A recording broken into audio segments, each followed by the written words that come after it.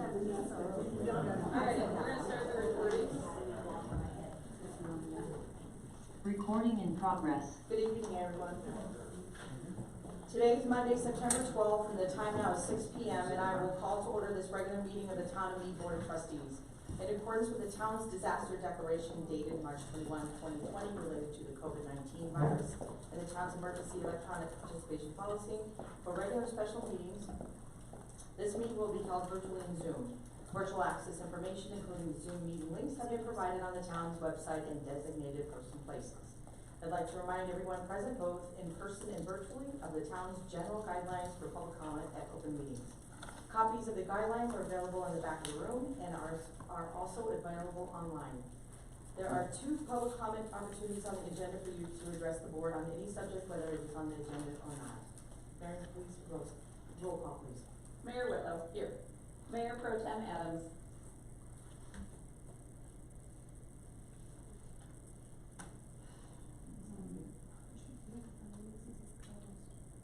Mayor Pro Tem Adams.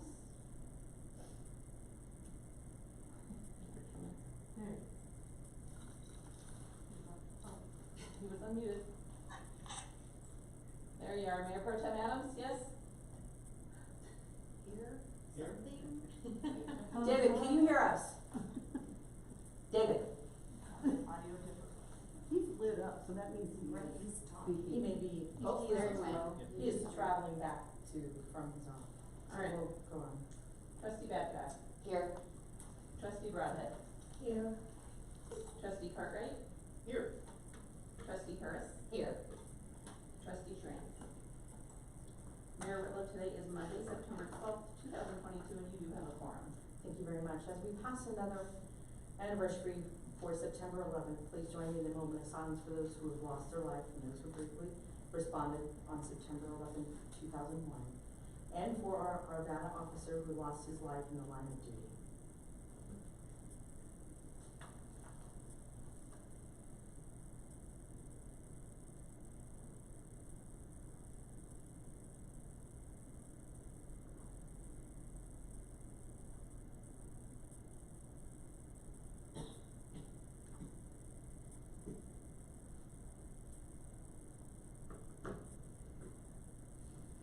Thank you, friends, for time. Please join me in the pledge of allegiance. I pledge allegiance to the flag of the United States of America and to the republic for which it stands, one nation, under God, indivisible, with liberty and justice for all.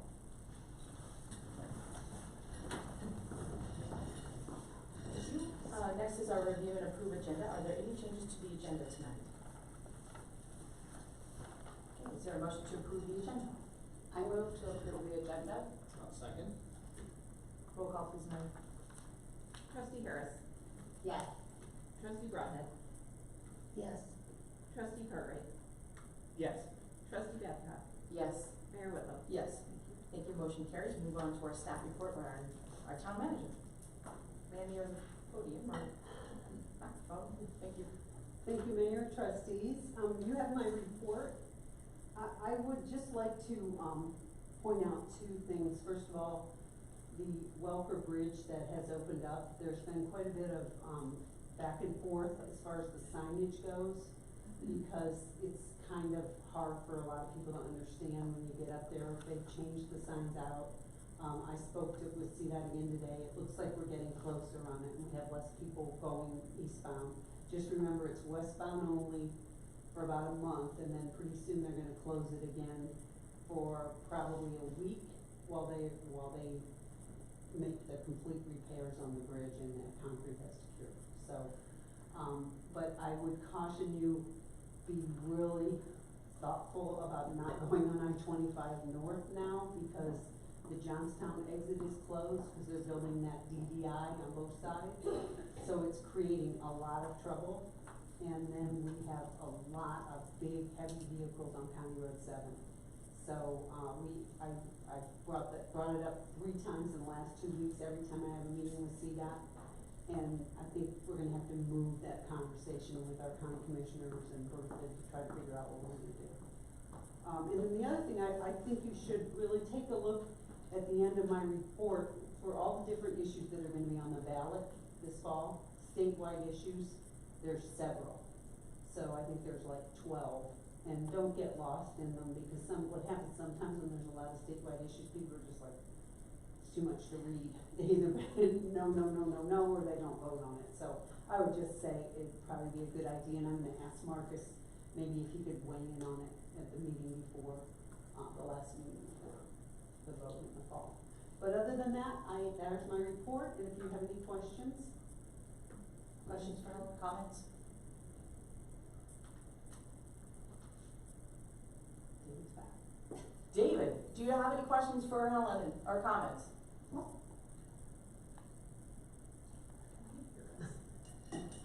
All right, thanks for your time, I appreciate it. And I understand that Chief Newbanks has a special presentation before we get to our proclamations tonight. So Chief, would you like to come up to the podium?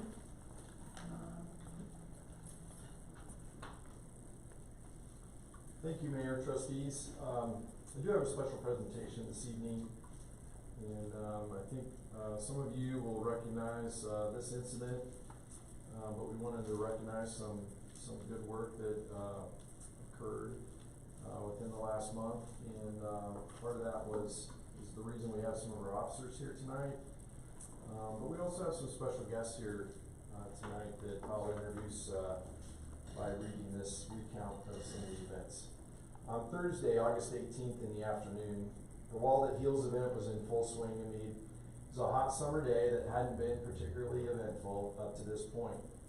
At about 2:30, officers were dispatched to the area of I-25, mile marker 245, and reported a male threatening to jump off the bridge onto I-25. Officers responded, were checking the bridges at Weld County Roads 34 and 38 for the person being described by the callers. Local resident and Mead High School graduate Cole Legg was driving by on Weld County Road 38. Saw this person standing along the bridge. We will refer to this person as Eric throughout the rest of the story.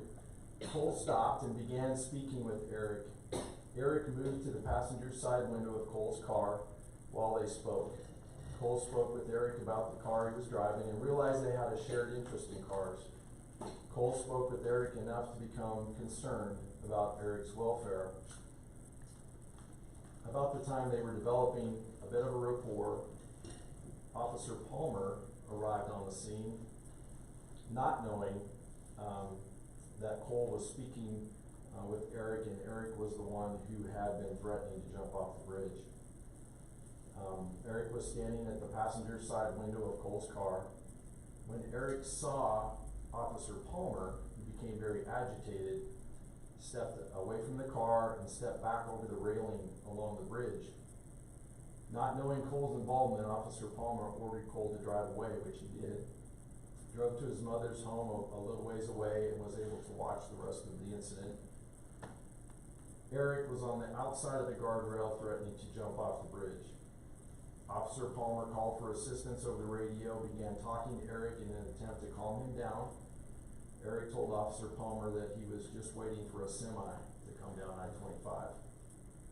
Knowing that the situation was dire, Officer Palmer pled with Eric to rethink his plan, just talk for a few minutes. Sergeant Holman arrived to assist, while other officers shut down the surrounding area, including I-25 in both directions. Officer Palmer continued to speak with Eric for well over an hour in extremely hot weather. Eric was very upset about the current criminal charges he was facing. This made it harder for Officer Palmer to develop a rapport with Eric. But Officer Palmer was patient, built a rapport with Eric by reassuring him and speaking with Eric's girlfriend over the phone. Eric eventually calmed down enough to listen to Officer Palmer. Officer Palmer ultimately got him back over the railing and was able to walk safely off the bridge to safety with him.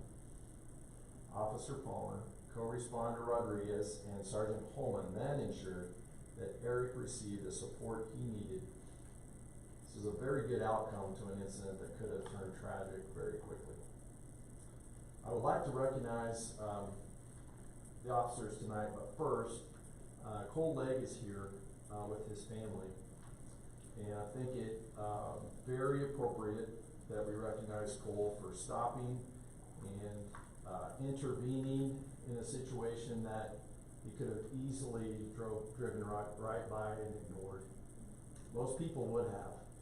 So it says a lot for a young person today to take the time to stop, see what's going on, and see if they can help. And in this situation, I believe Cole made a significant difference. Cole, would you come up here for a second? I have a certificate, we call this a Citizen Award from the town of Mead and the Mead Police Department, and you're very deserving of this recognition. Thank you for your efforts. I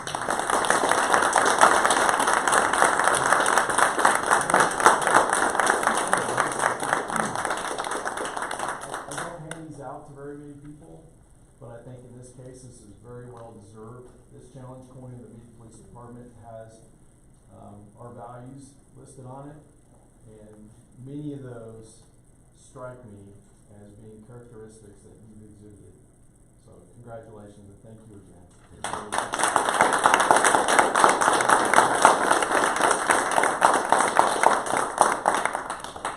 I'd also like Officer Rob Palmer to come forward and Sergeant Scott Holman.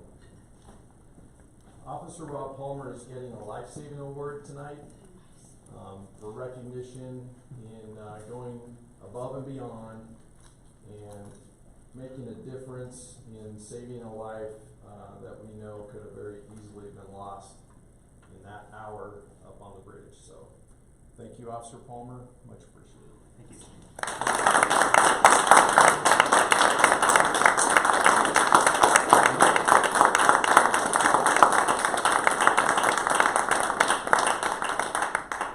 In no less unnecessary a role, Sergeant Scott Holman responded to the scene.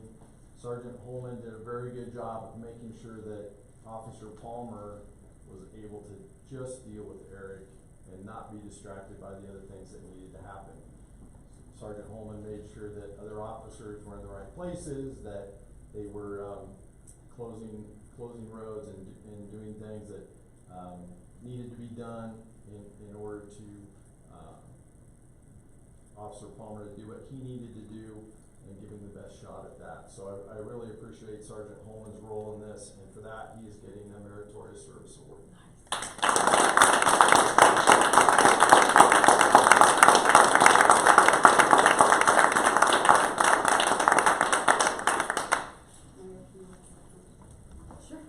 I would like to thank Cole's family for getting him here tonight. I know that oftentimes the people who are willing to step up and do those things do it very humbly, and that's the case of Cole Lake tonight. He was a little resistant to getting this kind of recognition, which I understand, but I think it's very well earned and very appropriate. So I appreciate them getting him here tonight. Thank you. Thank you, Chief. We're going to take 5 minutes to congratulate everyone here. So we'll take a 5-minute break. I hope that's a fair. No.